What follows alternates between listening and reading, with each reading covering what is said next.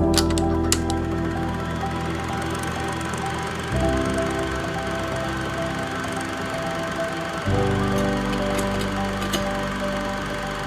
join me in welcoming Seán Killingsworth. Thank you for having me, guys. I am really honored to be here, and I'm excited to tell you about the Reconnect movement and why it works. So, a Reconnect club is started by students on each campus. We host phone-free social events every other week. We've established clubs at the University of Central Florida and the University of Florida. In October of this year, Reconnect is co-hosting a phone-free student event at Harvard. So far this year, we have over 400 students signed up for Reconnect. We had over 50 students attend our kickoff events. Upon arrival at a Reconnect club meeting, students hand their phone over to the student that has been delegated the job of phone valet. At our events, their ticket to enter is their phone. We have events such as thrift swap, vinyl painting, just talking, goofy debates, and group hikes, all phone-free. We've even had other student organizations start hosting phone-free events because ours have been so popular. They're learning that students want phone-free events. So why would over 50 students show up to an event where they know they're going to have to give up their phones, which they seem to cling to for dear life everywhere else? That's what I'm going to share with you in my talk today. I have no desire to keep why Reconnect works a secret. You are clearly passionate about this issue because you showed up here today. And I want to give you the inside scoop, straight from the source of a Gen Z leader. I want you to return to your positions at your school with new eyes and create impactful change that will attract hundreds of students, just like the Reconnect movement does. What I'm about to share with you is very important. It's not just important to me, it's important for our collective future. I'm going to be reading some of what I have to say today because I want to make sure I communicate every bit of this message. I don't want to miss anything, and more importantly, I don't want you to miss anything. So let's start with a diagram. So this light section here is what we know. Phone use is addictive. Social media affects our mental health for the worse. Kids are addicted. Kids won't put their phones down. They're distracted, anxious, depressed, and isolated. This is what we know. This next section here is what adults think they know. Most adults think they know the problem and they think they know how to solve it. Most adults think the problem is phones and social media, but it's deeper than that. Most adults think they know the solution. Put your phone away. Develop better screen time habits. Go outside and make friends. These seem like great solutions, but it's deeper than that. This next section here is what adults know they don't know. How do we get through to these kids? How do we get through to these students? How do we get them to stop? How do we get them to look up and get off their phones? So we have what we know, we have what adults think they know, and we have what adults know they don't know. So then what's this huge section over here? This is what you don't know that you don't know. Let's talk about another time in our society that we didn't know what we didn't know. In the 1940s, 50% of our population smoked cigarettes. Doctors told smokers there were no adverse health effects of smoking. We didn't know that we didn't know smokers were giving themselves cancer until the mid-1960s. Even then, few believed it. Awareness grew during the 1970s. However, even with the Surgeon General's warning on cigarettes, taking on big tobacco, and the growing public acceptance of the risks of being a smoker, our society was still inside of a much bigger what we didn't know we didn't know for another 15 years. In the late 80s and early 90s, we discovered the devastating outcome that we didn't know we didn't know. Once we figured it out, everything changed. The impossible happened, and we turned it around. I can tell you that right now in our society, we're inside of what we don't know that phones and social media are causing. We've got our Surgeon General's warning on social media. We've started taking on big tech, and there is a growing acceptance of the harms of being on our phone and social media. I do not want us to take another 15 years to discover the bigger what we don't know we don't know. If we're not careful here, we could just bounce right back into what you think you know. Yes, being on our phones and social media is creating anxiety, depression, distraction, isolation, addiction. Yes, they're definitely creating all of that. But we already know that.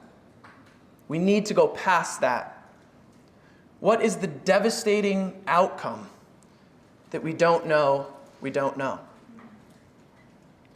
That is exactly what I'm going to share with you in this talk.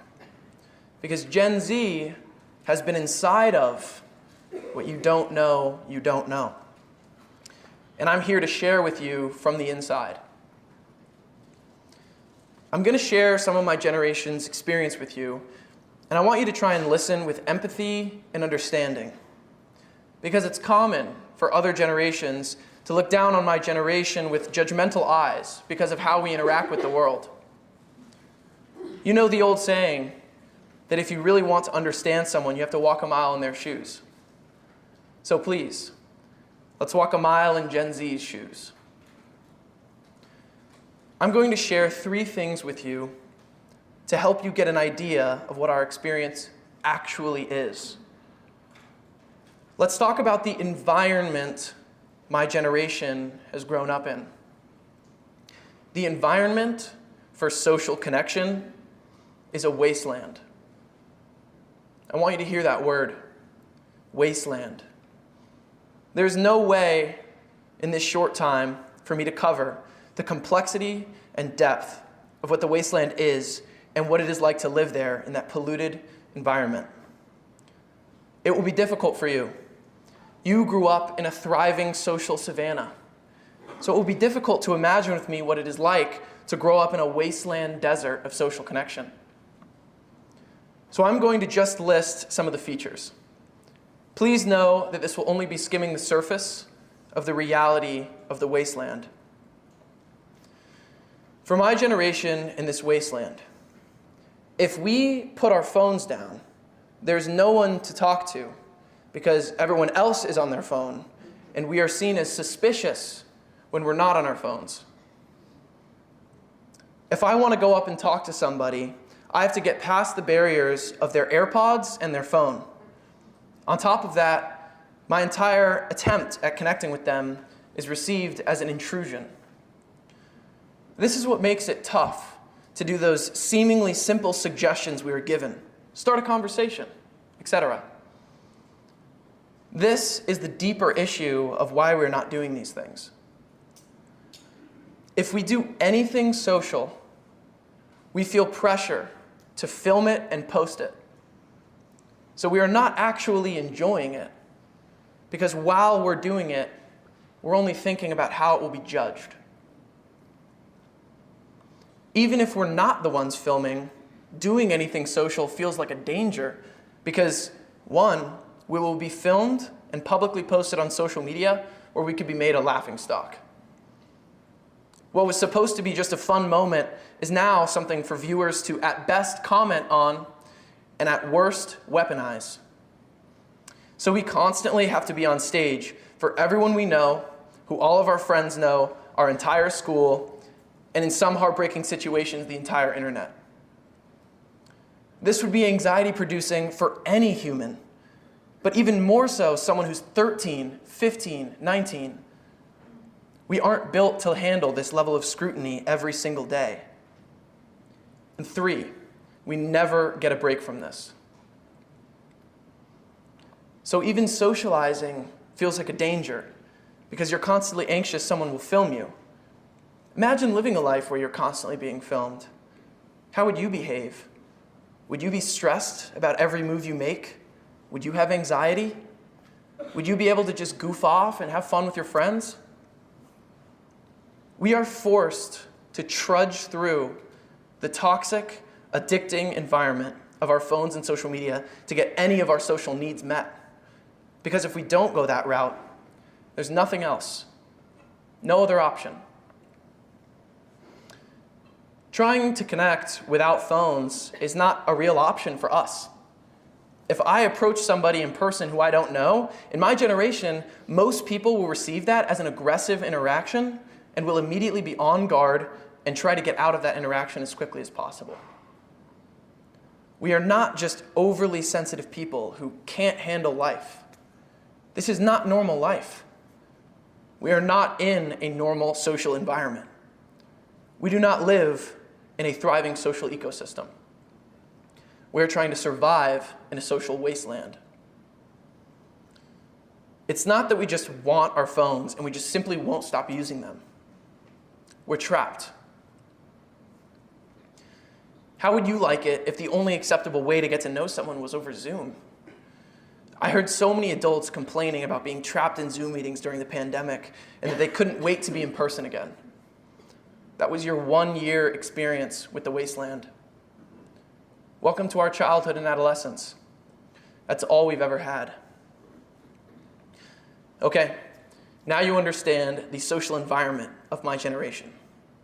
It's a wasteland.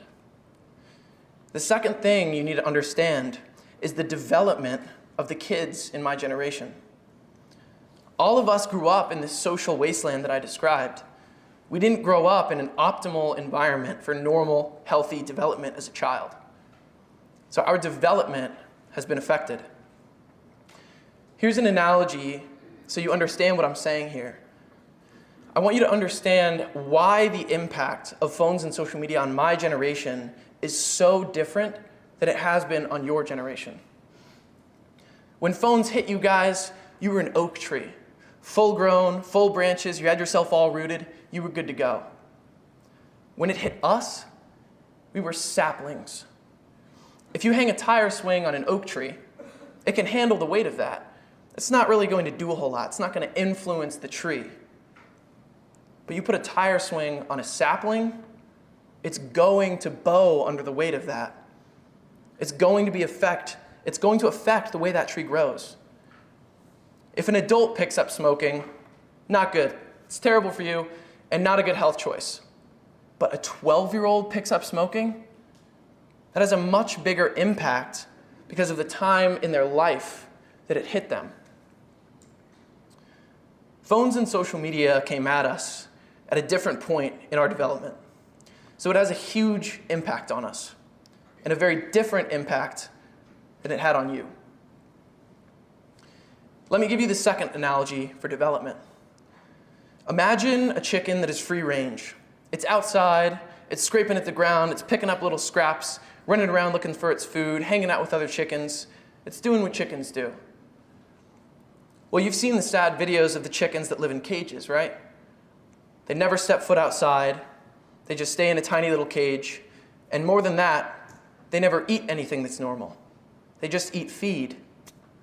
It's not only that they just eat feed and they can't move around, it's worse than that. They're pumped full of artificial hormones that cause them to be unnaturally shaped. Everything is bigger than is normal. It's unnatural. So even if you let that chicken out of the cage, it's never walked before. It's definitely never foraged for its food before. And even if it could want to try and forage for its own food, it can't. Because the body has been so distorted by all the unnatural things pumped into it during its development. It's going to fumble. It's going to fall. It literally can't do anything about it. Do you understand why we're anxious? Why we're depressed? Why we have a hard time talking? A hard time socializing? We're the chicken in the cage.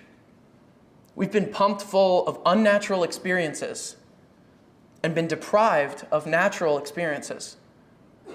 We've never been allowed to go out and forage for our own food socially. Imagine sending these distorted chickens out to do normal chicken things. You would probably imagine releasing them onto a farm with a pasture to forage around in. To understand what my generation has been through,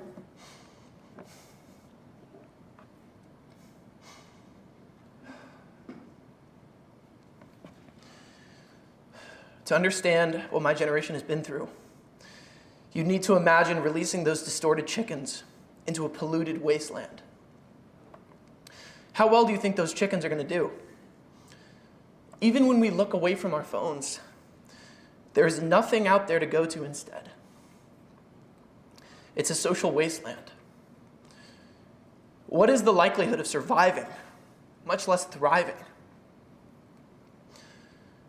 The third thing you need to know is how my entire generation has been impacted by this social wasteland and the forces that caused unnatural development.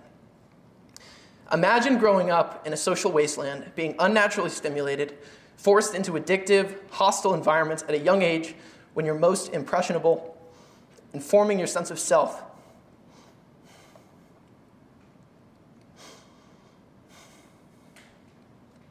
Your need for belonging and connection is at an all-time high. I want to help you understand this. Imagine a child who comes to school and just will not take off their jacket. Even if it's hot, they're inside, you ask them to hang up their jacket and they just won't. It seems like a simple issue. What's the big deal? You might feel impatient or even roll your eyes at this child for being so clingy with their jacket. But if you found out that that child's home had just been burned down,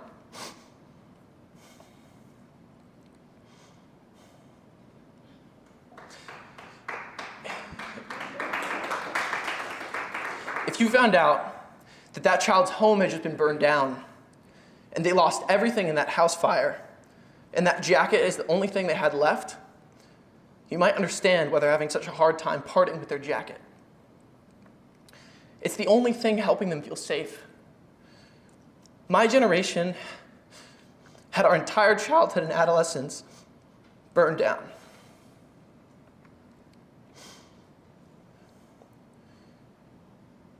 Children need a certain amount of sheltering. We need safe places to grow and connect. We did not have that. Our generation was the first to receive the direct impact, not just of the presence of phones, but the devastating effect of the phones on an entire social ecosystem. Our development as humans and the safety of childhood. Maybe you can understand why we cling to our phones. It's all we have. This is just a taste of what my generation is experiencing every day.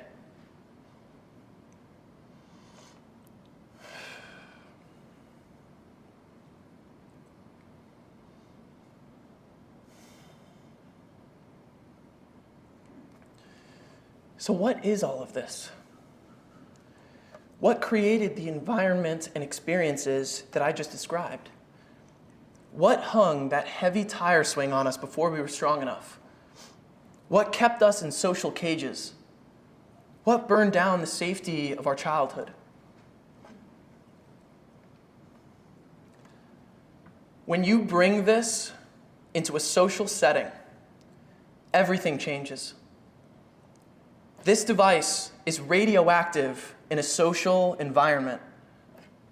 It weakens and destroys a social ecosystem. It's great for banking. It's great for getting to point A to point B. It's great for listening to audiobooks, and it's great for all of those things. After this session, we're going to use this device to get each other's information so we can stay in touch and do great things together. That is a great use for this tool. However, this same thing is capable of axing an entire forest of natural in-person social connection. A hammer used to put a nail in a wall is useful. A hammer taken to someone's head is murder.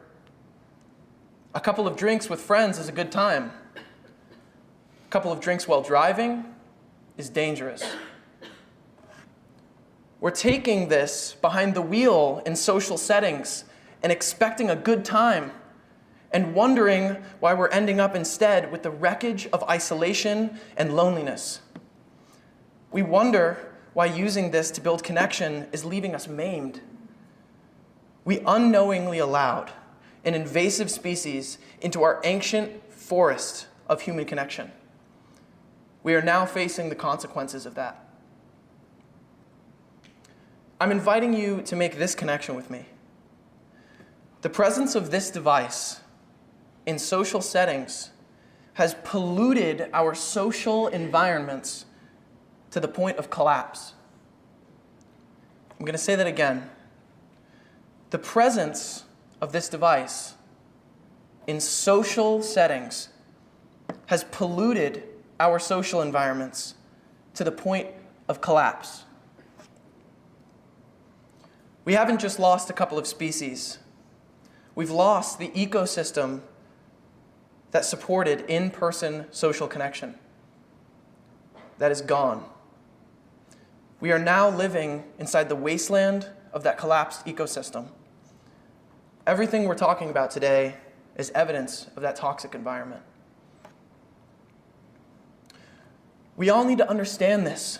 Just like we all learned we should not be smoking in closed rooms together. Smoking isn't just causing some coughing and some smell in our clothes. It's causing cancer. This is not just causing some distraction. It's causing suicide. It doesn't belong in social settings. The digital smoke of this device chokes out being present in social situations. This device suppresses the opportunity for in-person connection. We've all experienced that. We must understand that this issue cannot be solved at the individual level. I learned that when I was 16 and I was experiencing this in high school. I did what all the adults told me to do. I spent less time on my phone. I even got a flip phone. I tried to just talk to kids in person. That's when I saw the real issue. I quit the phone in a community of social phone users. There was no out for me. Like it or not, I was living in a cancer-causing environment. It didn't matter if I put my phone away. It didn't matter if I had better habits. I was existing in an environment that allowed digital smoke everywhere. That smoky environment choked out any chance of healthy, normal socializing and connection. Let me help us understand, because this happened to us before. Let's look closer at the actual reality of our society prior to the late 1980s.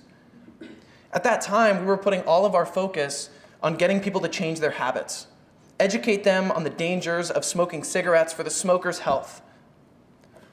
What we didn't know was that all of us were at risk because we were in smoke-filled environments everywhere we went, regardless of our personal choices and habits.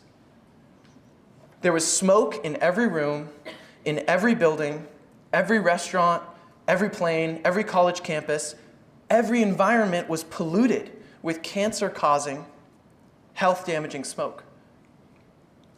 And we found out that it didn't matter if you personally did not smoke cigarettes. This was eventually called involuntary smoking. And it turned out that the non-smokers were at just as great a risk as the smokers themselves. The environment that smokers caused was polluting every space and putting everyone at risk. This is the cigarette smoke in your office building. This is what creates the digital smoke that is not allowing my entire generation to connect in a normal, natural, and healthy environment. Previous generations took on the smoke issue and solved it. We made it taboo and tacky to smoke in shared spaces. Every time you pick up your phone while someone is trying to connect with you, I want you to see yourself lighting a cigarette while sitting next to them. That is what we're doing. When one person uses their phone in a social setting, it shifts the environment of that room. It affects all of the connection in that room. Just as we know that when one person lights up a cigarette in a space, it shifts the environment of that room for all of us. It affects all of the lungs in that room.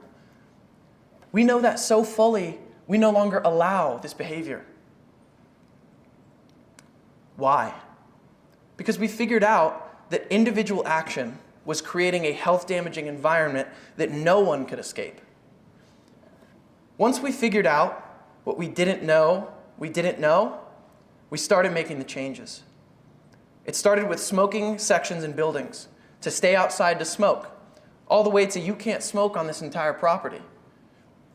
We didn't get everyone to change their habits. We just drew boundaries around where people could and could not do that particular behavior. That approach created the safety we all enjoy today. We would never have created the public safety by insisting that everyone stop smoking. It took 50 years to bring the number of smokers in our country from 50% of our population down to 25%. And that was in 1995. Today, nearly 20 years later, we're down another 10%. 15% of our population still smokes cigarettes. A huge improvement to be celebrated. However, this is my point. If we still allowed those 15% to smoke in buildings, planes, workspaces, restaurants, we would all still be exposed to cancer-causing, health-damaging smoke everywhere we go. It would not matter that 85% of us have decided to have better habits, because the smoke would still be 100% present.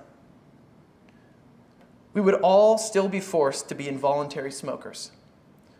Aren't you glad that we're not all subjected to that day in and day out? We changed our environment from a polluted wasteland of inescapable smoke to a clean, healthy environment that is safe for everyone. Back in the 60s, 70s, even 80s, we just thought that's the way it was. We accepted that everybody smokes. It was something we all put up with. We didn't know that we didn't know we were all at risk. All of our shared spaces were polluted. That is exactly where we are today with the issue of digital smoke. We've accepted that everyone digitally smokes. We all put up with it. We don't know that we don't know we're all at risk. All of our social spaces are polluted. My generation doesn't even know that this digital smoke is there. We've never had anything but social environments full of digital smoke. We're breathing all that smoke in and ending up with anxiety, depression, crushing loneliness, and isolation. Adults wonder why Gen Z is socially emaciated. We were born into adult life underweight and underdeveloped. That's what connection deprivation will do to a person. We'll never get rid of cigarettes completely. We won't ever get rid of phones and social media completely. But if we start to understand the devastating effect of filling all our social environments with digital smoke, then we will be highly motivated to find creative solutions.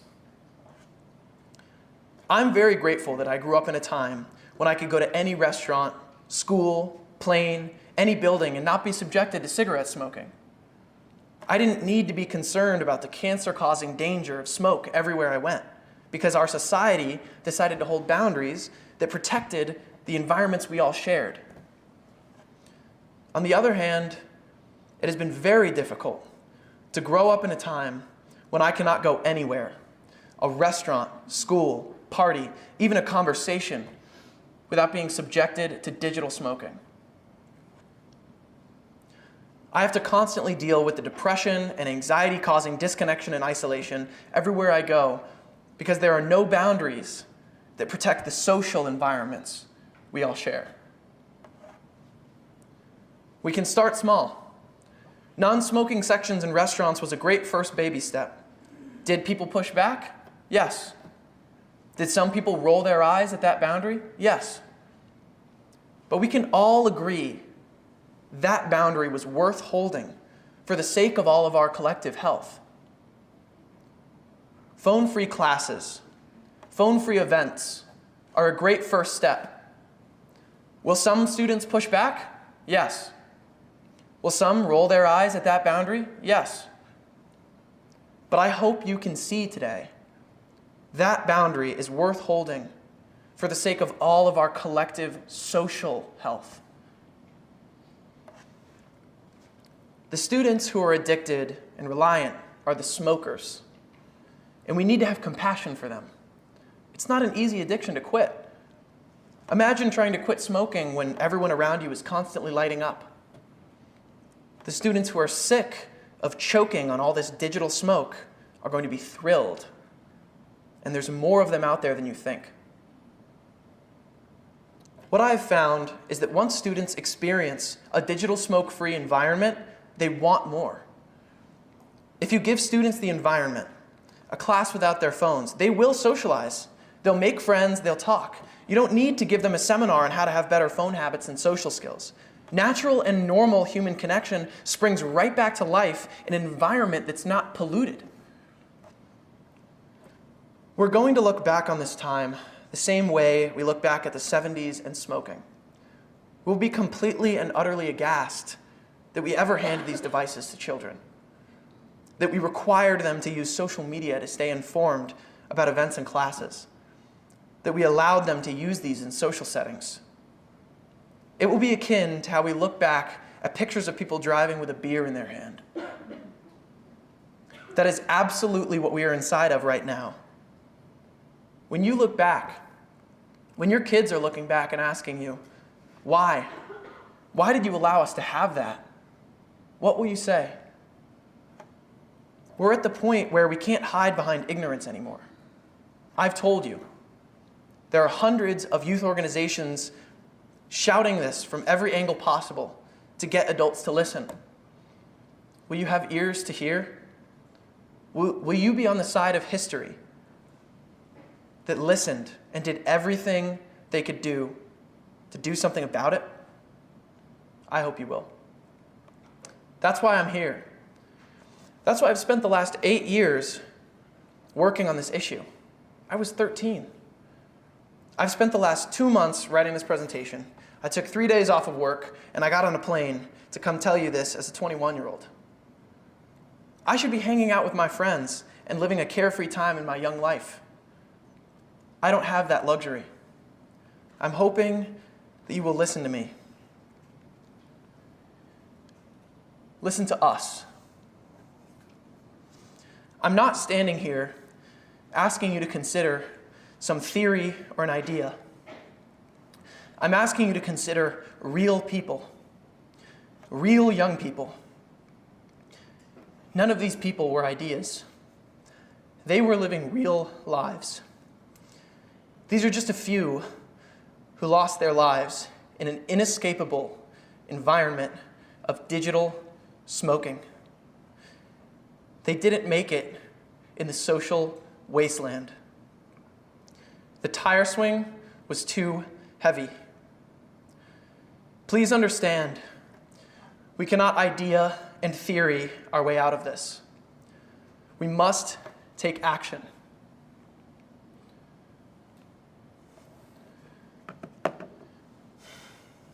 Yes, we do need to encourage better personal phone habits, but please understand we are not going to individual habits and skills our way out of this.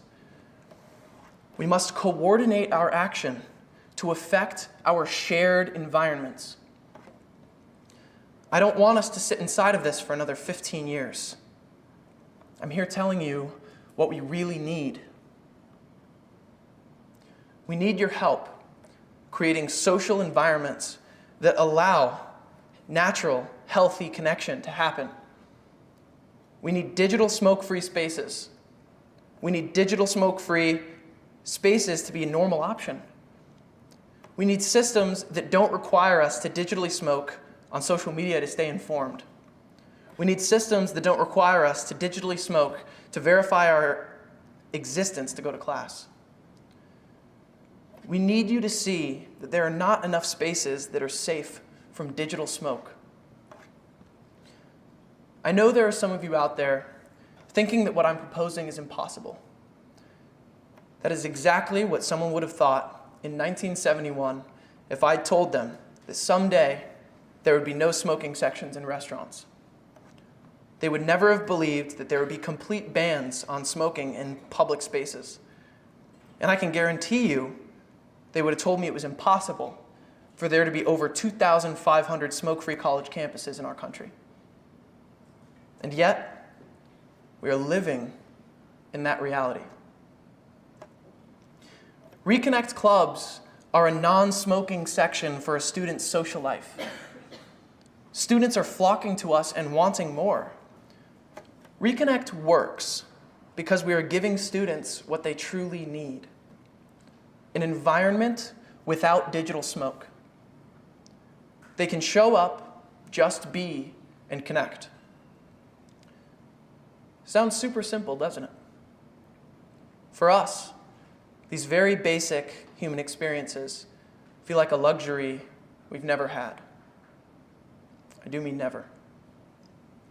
It feels so good to know that there is at least one safe, unpolluted space in the landscape of our social lives.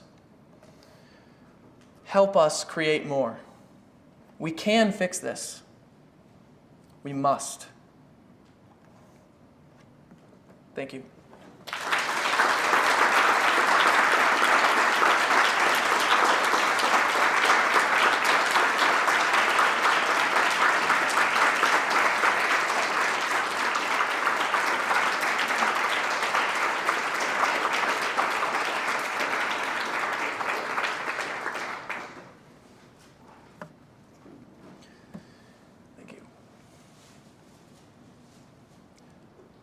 I'll be leaving up this slide during the break with my contact information. If you'd like to reach out, I would love to work with you to create more spaces that are digitally smoke-free. And this is Be the Oasis. It will be our upcoming podcast, newsletter, and the book that I'm writing about this issue. So please scan the QR code and sign up if you'd like to stay updated about that. And I'd love to talk to you during the break.